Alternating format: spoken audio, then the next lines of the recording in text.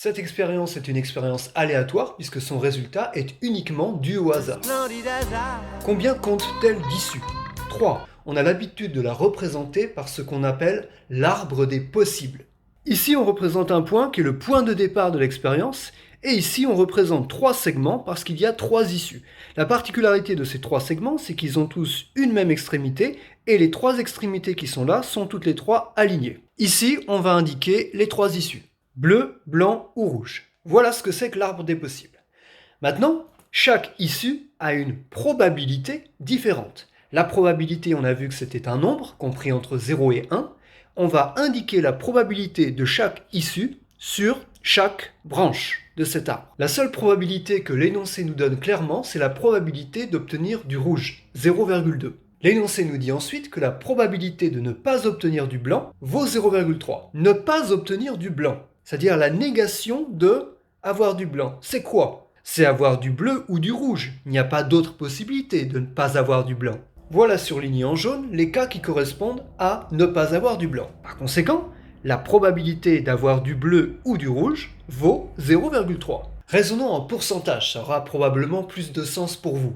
0,2 c'est comme 20% et 0,3 c'est égal à 30%. Comme la probabilité d'obtenir du bleu ou du rouge vaut 0,3 ou 30%, forcément, comme la probabilité d'obtenir du rouge vaut déjà 20%, c'est que la probabilité d'obtenir du bleu vaut 10%, autrement dit 0,1. S'il y a 10% de chance d'obtenir du bleu, 20% de chance d'obtenir du rouge, le reste, on a 70% de chance que ça se produise. Et c'est quoi le reste? Obtenir du blanc. 70% soit 0,7. Maintenant que chaque branche de notre arbre des possibles porte une probabilité, on dit que c'est l'arbre pondéré des possibles. C'est en ça que c'est très pratique. Une particularité des arbres pondérés des possibles, c'est que quand on part d'un point ou d'un nœud de l'arbre, la somme de toutes les probabilités qui se situent sur chaque branche vaut toujours 100%, vaut toujours 1.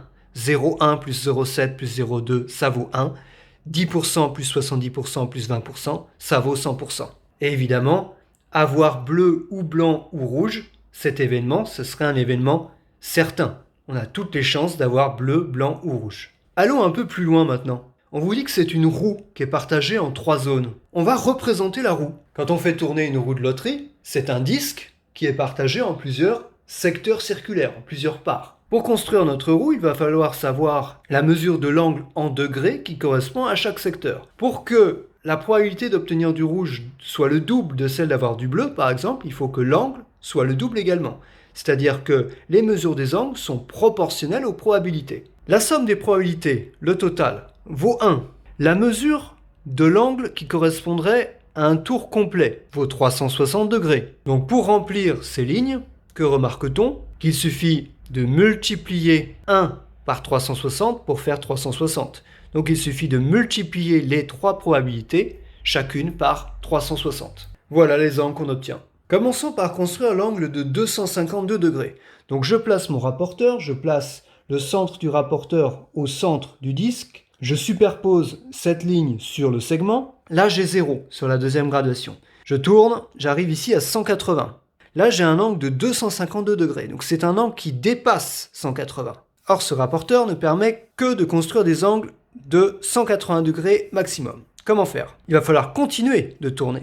Combien de degrés y a-t-il de 180 jusqu'à 252? On effectue 252 moins 180 et on voit qu'il ne manque plus que 72 degrés. Je vais donc construire un angle de 72 degrés d'ici à ici. Je place le centre de mon rapporteur de nouveau au centre du disque. Cette fois-ci, je veux aller de 0 jusqu'à 72. Donc le 0 est là, je tourne, 70, 72, je suis ici à peu près. Voilà, de là à là, il y a un angle de 252 degrés. Construisons ensuite par exemple l'angle de 36 degrés à partir d'ici. Par exemple, je pars d'ici, je tourne de 36 degrés dans ce sens-là. Voilà. Donc là, je prends ce 0 là, de 0 jusqu'à 36. 35 est là, 36, ici à peu près.